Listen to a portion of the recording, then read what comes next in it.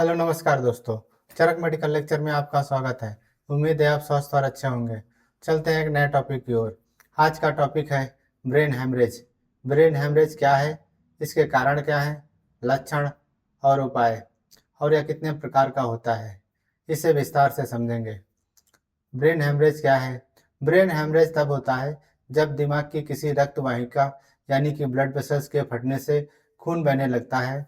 यह खून दिमाग के अंदर या आसपास जमा होकर मस्तिष्क पर दबाव डालता है और कोशिकाओं को नुकसान पहुंचाता है।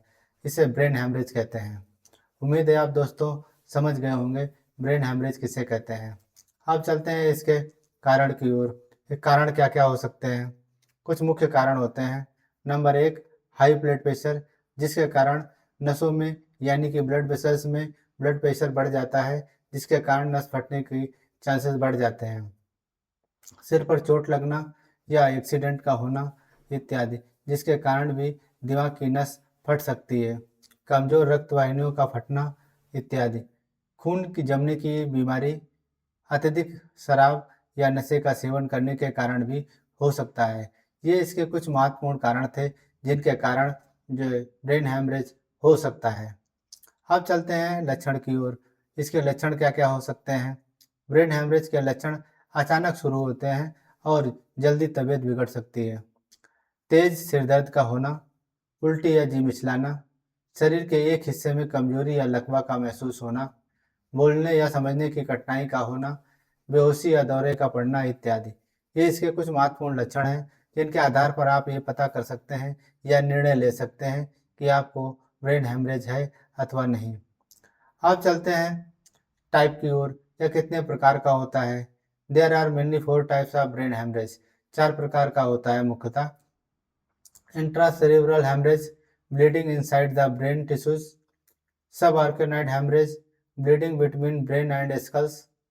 Subdural hemorrhage, bleeding under the outer layer of the brain. Epidural hemorrhage, bleeding between skull and brain covering इत्यादि। ये इसके 4 प्रकार थे जिनमें अलग अलग जगह पर नसों का फटने से अलग अलग जगहों पर ब्लड का कलेक्शन होता है, जिसके आधार पर इसकी गंभीरता निर्भर करती है। अब चलते हैं इसके डायग्नोसिस की ओर। डायग्नोसिस क्या क्या कर सकते हैं, किसके टेस्ट करके? सीटी स्कैन अथवा एमआरआई करके ब्रेन टेस्ट करके ब्रेन हेमरेज का पता कर सकते हैं। ब्लड प्रेशर का टेस्ट करके, क्लॉटिंग टेस्ट में सीटी, बीटी, पीटी, आईएनआर का टेस्ट होता है, जिसके आधार पर ब्लड पतला है अथवा गाढ़ा है इसका निर्णय कर सकते हैं। और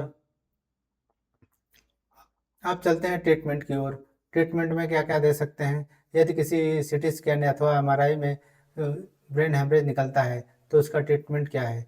लिबिपिल 500 mg बीडी सुबह शाम, इप्टाइन 100 mg टीडीएस सुबह दोपहर शाम, injection mannitol 100 mg TDS, injection मैगजोन प्लस बीडी यदि पोस्ट ऑपरेटिव ट्रीटमेंट है। ये पेंटॉफ 40 mg, ये ट्रीटमेंट ये ऑपरेशन होने के बाद देना चाहिए।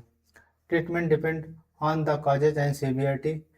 इमरजेंसी हॉस्पिटलाइजेशन, इमरजेंसी में तत्काल जो है भर्ती कराना है अगर किसी पेशेंट को ब्रेन हेमरेज निकलता है तो। Surgery to remove the clot and bleeding, patient की तत्काल सर्जरी करा के क्लॉट को रिमूव करना है और ब्लीडिंग को स्टॉप करना है। Medication to control the blood pressure, और ब्लड प्रेशर को कंट्रोल रखना है और स्वेलिंग को भी कंट्रोल करना है। रिहेबिलिटेशन थेरापी फॉर रिकवरी, और रिहेबिलिटेशन थेरापी भी करनी है। ये तो था इसका ट्रीटमेंट और कुछ सुझाव। अब चलते हैं इसके बचाव की ओर। इसमें बचाव क्या क्या कर सकते हैं? अपने ब्लड प्रेशर को नियमित चेकअप कराते रहें। धूम्रपान और शराब से बचें। संतुलित और कम वसा वाले भोजन करें। नियमित व्यायाम करें। समय समय पर हेल्थ चेकअप करते रहें। ये तो था इसके कुछ महत्वपूर्ण बचाव जिनसे आप हर व्यक्ति को करना चाहिए।